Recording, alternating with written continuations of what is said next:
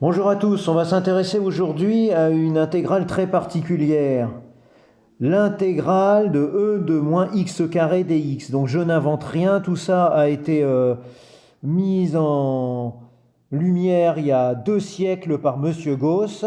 Donc si vous cherchez les fonctions gaussiennes, vous allez trouver tout un ensemble de choses intéressantes, mais on peut voir deux choses, nous précisément, la fonction d'erreur de Gauss, qui est l'intégrale vue plus haut, mais avec un coefficient multiplicateur de 2 sur racine de pi. Pourquoi? Parce que ça permet d'avoir ERF de l'infini qui est égal à 1. Et donc c'est très pratique pour les probabilités. De manière plus générale, on a l'intégrale de Gauss avec un coefficient alpha là-haut, ce qui nous amène donc à un calcul identique à ce que vous allez voir tout à l'heure. Et on trouve entre moins l'infini à plus l'infini, racine de pi sur alpha, ce qui est tout à fait remarquable. Donc on va voir là quelques évidences, on va dire niveau une évidence pour un élève de terminale. Donc e de moins t au carré n'est pas égal à e de moins t carré. Parce que e de moins t au carré, c'est égal à e de moins t multiplié par e de moins t, et c'est égal à e de moins 2t, parce qu'on sait que e de a multiplié par e de b est égal à e de a plus b. Et si c'était le cas, évidemment, ce serait très simple de l'intégrer, puisqu'on sait que l'intégrale de e de alpha x, précisément une primitive, c'est e de alpha x sur alpha à un coefficient près. Donc on est aussi dans les évidences, on connaît la fonction exponentielle qui est croissante et strictement positive sur R, et qui a une particularité, c'est d'être elle-même sa dérivée. On va chercher à prouver maintenant que cette intégrale existe.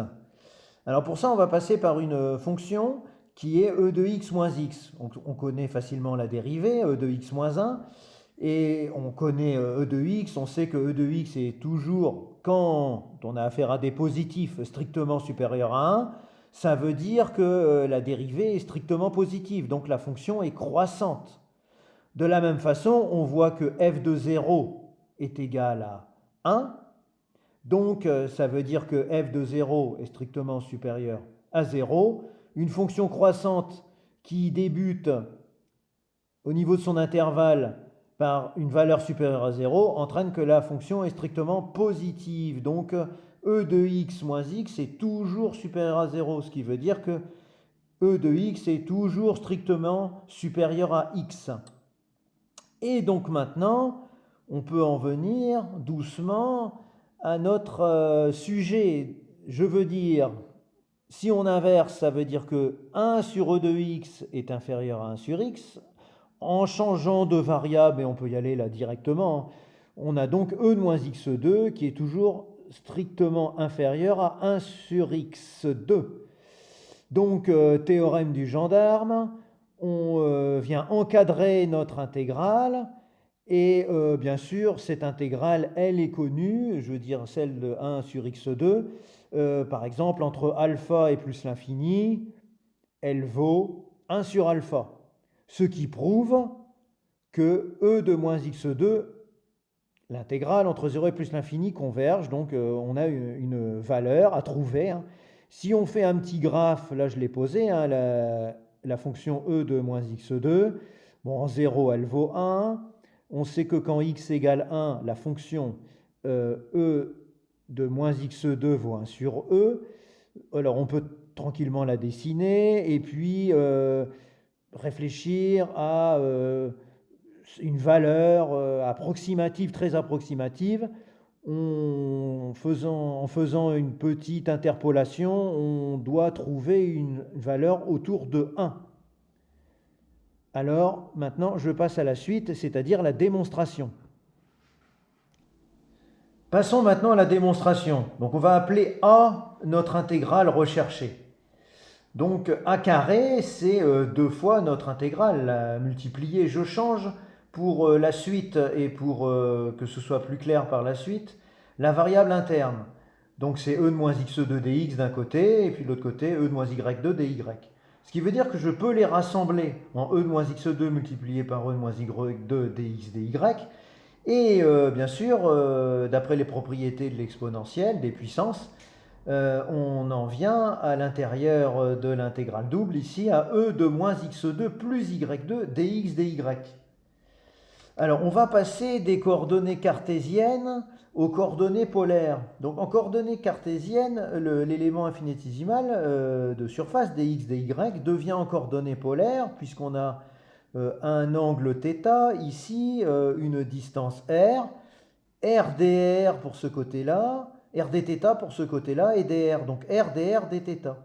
Ce qui veut dire que notre intégrale en cartésienne, ici, peut s'écrire e de moins r2, r dr dθ. Et là, on va pouvoir séparer les variables, c'est-à-dire qu'on va pouvoir écrire que c'est égal, et je rappelle qu'on est surtout le champ des positifs, hein, x positif, y positif. Donc entre 0 et 2pi dθ, et ici entre 0 et plus l'infini sur r de r multiplié par e de moins r2 dr. Alors là, bien sûr, tout le travail est fait, c'est une évidence maintenant. On a donc pour cette première partie pi sur 2, et maintenant l'intégrale entre 0 et plus l'infini de r, e de moins r2 dr. Et donc on va terminer notre raisonnement. La fin de la démonstration est plus classique. Donc je reprends mon égalité trouvée tout à l'heure, a carré égale pi sur 2 intégrale entre 0 et plus l'infini de r, e de moins r2 dr. On va faire un changement de variable. On pose u égale moins r2, ce qui veut dire que du égale moins 2r dr. Donc je réécris mon intégrale en changeant les variables. Donc e de moins r2 devient e de u, r dr devient moins du sur 2, et au niveau des bornes, bien plus l'infini devient moins l'infini, et 0 reste 0. Ce qui fait que c'est très facile maintenant, on a la primitive de e de u qui est e de u, donc ici on a moins e de u sur 2, on a le facteur pi sur 2 qui reste, et donc quand on termine le calcul, en moins l'infini, pardon, là on a 0, moins 1,5, et on arrive à pi sur 4. Autre méthode, je prends l'intégrale qui est notre base, mais je vais faire un petit ajustement, je vais mettre moins 2 à l'intérieur de l'intégrale et je vais diviser par moins 2 à l'extérieur pour conserver l'égalité. Donc je fais apparaître quelque chose de tout à fait connu, hein, c'est la forme f' fois e de f, donc la primitive sera e de f. Hein. Je rappelle que la dérivée de u rond v, c'est v' multiplié par u' rond v. Donc on a bien la même chose ici. Hein. Donc là maintenant ça se termine tout simplement également, hein, c'est-à-dire que on a en plus l'infini 0 moins la valeur en 0 e de 0, 1. Donc ça fait moins pi sur 4, facteur de moins 1, ça nous donne pi sur 4. Dans tous les cas, on trouve que a carré égale pi sur 4, donc a égale racine de pi sur 2. Donc pour terminer, on peut dire que l'intégrale entre 0 et plus l'infini de e moins x2 dx est égale à racine de pi sur 2. J'ai toujours été rapide et presque un peu trop rapide, hein. C'est une intégrale impropre. Hein. Normalement, il faut écrire la limite quand t tend vers plus l'infini entre 0 et t de e moins x2 dx égale racine de pi sur 2. J'espère que cette petite démonstration vous a plu. Évidemment, je n'invente rien, comme je l'ai dit en introduction. On connaît ça grâce à M. Gauss depuis 200 ans. Puisque vous êtes attentif jusqu'à la fin, je vais vous mettre une petite photo pour vous montrer le montage un peu bizarroïde qui m'a permis de réaliser cette vidéo. En tout cas, j'espère qu'elle a été claire. À bientôt.